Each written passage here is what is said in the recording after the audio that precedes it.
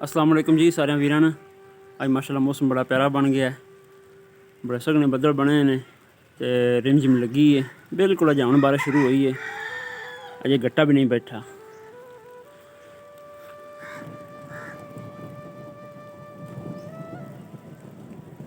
बद्दल गरज रहे हैं।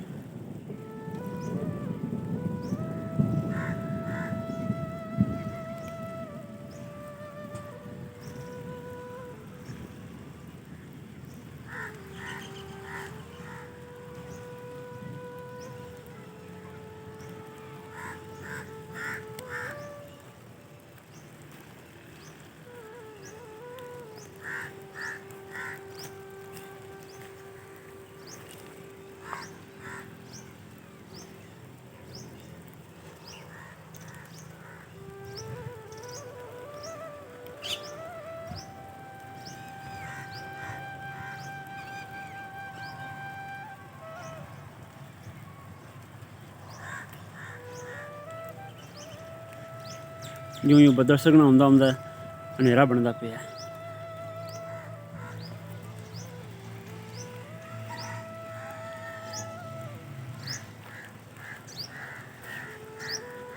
देखो माशाल्लाह कणक की फसल जड़ी दिन ब दिन बड़ी स्पीड नाल पक रही है, लेकिन तो बारिशां शुरू हो गई ने। अल्लाह ताला बेहतरीन कार साथ है, जितनी जट्टां परेशानी है रब दे हर काम च बेहतरीन हिकमत होंदी है। देखो माशाल्लाह कणकां बिल्कुल आई सिट्टा मजबूत कर रही हैं दिन ब दिन। हुण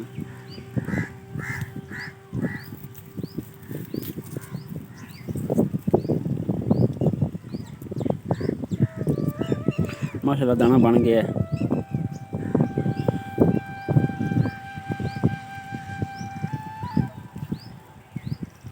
हवा भी हुण तेज़ चल रही है, चंगी बड़ी ठंडक बन गई है। आजकल मौसम बाहर चल रहा है, रेखा फुल कट रहे हैं। देखो माशाल्लाह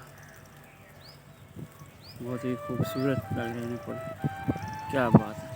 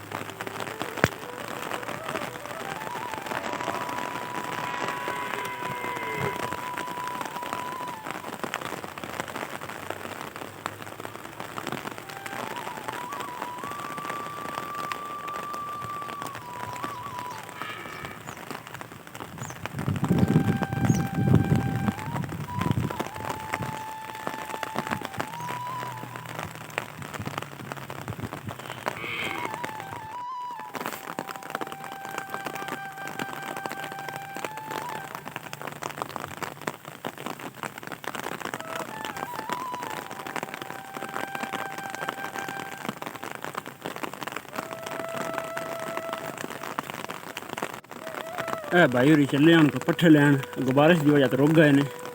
देखो ना गड्डी तैयार है, दातर उत्ते पे है।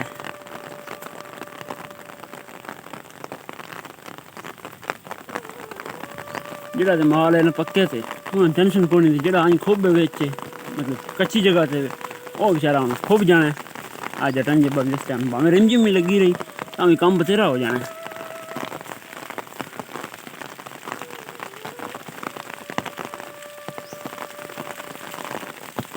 सब तो सुखी माल आ बरांडे वाला है। जे मशीन हो बरांडे उनके भी 60 टोकरे ही होंगे ने। पट्ठे कुतरे रहंदे पए रहंदे जिवें आ सामने आ भाई दी मशीन आ जिंदगी है ना ते वक्त जो प्यारा ने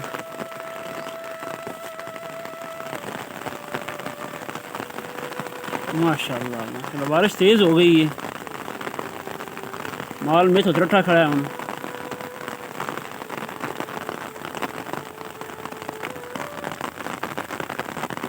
माशाल्लाह बारिश बहुत तेज़ हुई पई है क्या बात है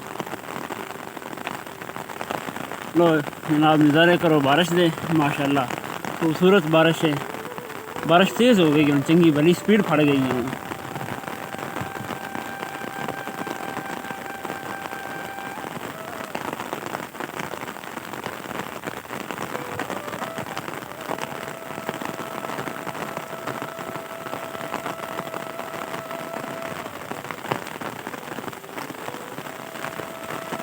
मैं आखिया इतने अंब की छां थले आए हाँ शायद घट जाए लेकिन एक जो उत्ते पत्थर बीजते पे ने तो बारिश चौखी सही होंगी पई है ये पत्थर भी चलते पे ने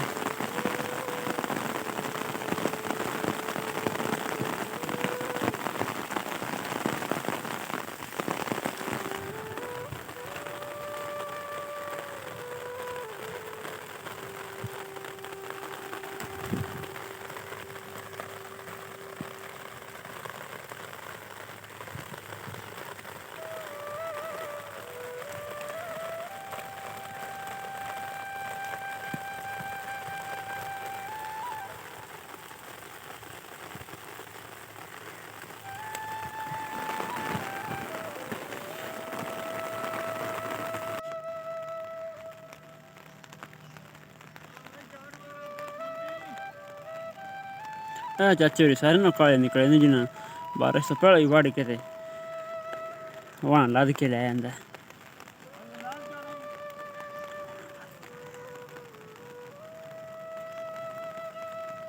मैंने शायद कि तुहाडा हत्थ पहले ही पै गया बारिश तो वड़ लिया तुसां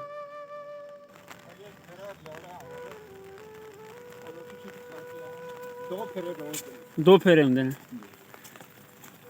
घोड़ा पट्ठे पूरे होने नहीं देने ये पट्ठे किंदे आए आपने इधर गड्ढे जी गड्ढे नहीं मूल साहब अच्छा अच्छा सही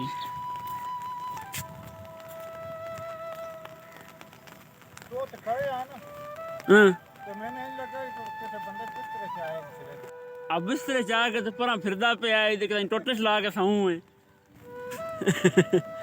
मैंने लगा कि